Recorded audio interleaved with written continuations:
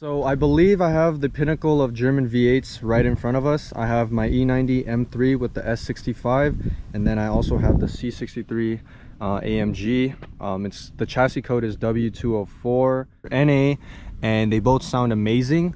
And that is kind of why I wanted to get this comparison today, because the homie has a C63 AMG, and I've been wanting to compare these cars for the longest time. Hello everybody, so my name is Meet Patel, and this is my 2014 C63 AMG.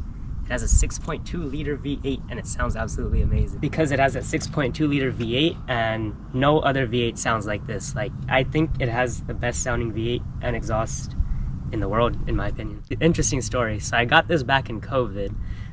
So I was actually on the search for a BMW M4, and the day I was supposed to test drive a BMW M4, I saw this. I just did one final search online for a C63 AMG because it was my dream car, but I couldn't find any for low miles. But I did one final search the day I was supposed to test drive an M4, and I saw this. No pictures online, but I knew I had to go see it because it had 39K miles, and I got it for $39K, so $1 per mile.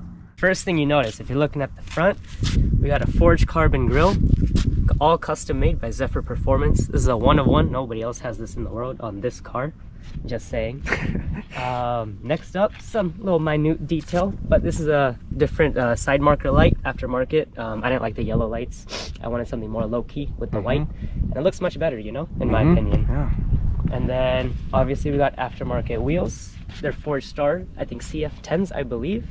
I got them at a really good price, so I had to go with these temporarily because I have something bigger coming later. Clean. And then I painted my brake calipers as well to match the blue with my steering wheel, which I'll show you in a second here. So, looks pretty stock for now, but we have airbox filters in here. They have that stock AMG cover, so it doesn't look much different, but they're from Tech. But if you take a peek somewhere in here, you'll see headers. But hopefully the cops don't see that. So but give us a little bit about like what you have done performance wise to the engine and everything.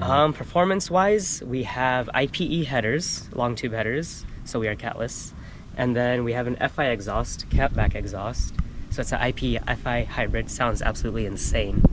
And we have Tech airboxes, and we also have a PTG tune. It's a pretty modest tune, so it keeps the engine reliable and safe. So the only aftermarket thing I've done inside is the steering wheel. So it's a new W205 Gen wheel, which a lot of purists may not like, but I love the forged carbon on it. And if you notice the paddle shifters, they're huge, so you can, you know, shift from anywhere.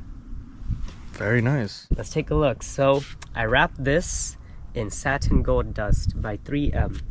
Nice. It shimmers like gold dust in the sun, and I think it looks really nice personally, because at night it just looks like satin black, very low-key. The rear is my favorite part of this car because it looks so meaty and aggressive. So as you can tell, I love forged carbon, so I got a classic ZF spoiler from Zephyr Performance. It's very subtle. I like the way it's subtle and doesn't stick out too much, you know, nice little duck lip. And then I also have a forged carbon diffuser, big fin diffuser from Zephyr Performance as well. Looks very mean. I love the way it sticks out like that. And of course we have the FI exhaust tips. Got them in black to match the car. I chose forged carbon all over this car mainly because no one has put forged carbon on this generation specifically yet. I don't know, I think it looks very unique. It looks a lot classier in my opinion. That's the reason I chose a forged carbon. Nice. Yeah, look at it. It's really unique. It glistens. Yeah, it does. Look at that. The stock numbers on paper, it is 451 horsepower to the crank and 443 torque. So that's almost a 1-to-1 ratio. If you round up, it's 1-to-1. But it's a 6.2 liter V8. 0 to 60 is about 4.2 seconds. Because this is the base model. I don't have the 507 edition or the P31 edition, nor the Black Series, unfortunately. And it redlines to 7.25K, which is pretty good. So as he was saying, his is a 6.2 liter. As we go over to the S65, obviously that's a 4.0 V8.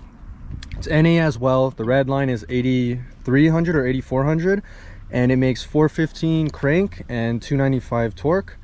So between these two cars, this one's a lot faster. I would say like a good amount faster, because I think the 0 to 60 on this car is 4.5, and it has nowhere near the amount of torque, so this will leave it from a stop. I would be interested to see how they do against each other stock for stock, like in a roll, but I'm sure this one will start to pull on it top end. But yeah, these two cars are really good to compare, because you know, as we move away from bigger engines, we're starting to see smaller displacement with turbos. So I just wanted to get some of the best V8 applications just over the years, and I believe these are basically the top in my opinion.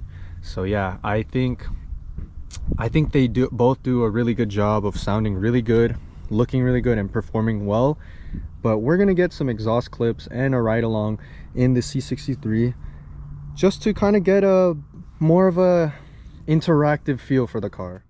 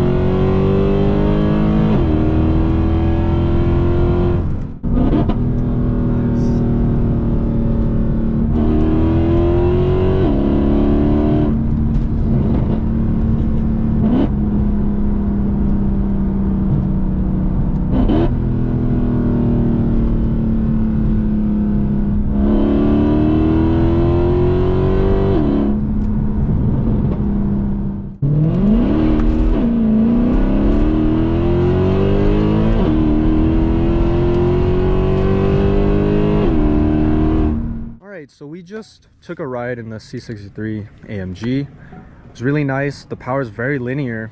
I will say the car sounds amazing. I can see how it kind of sounds similar to my car, because you know, it still has a higher red line for most V8s, because you know, when you come from like LS or lower revving V8s, they're gonna sound kind of similar when you get into the higher revving RPMs and stuff like that. So I did enjoy the ride. It's very nice, and I think this car does sound amazing, and it does have little pops on like decel and during shifts, so it's pretty cool. But now we got to find a place to rev.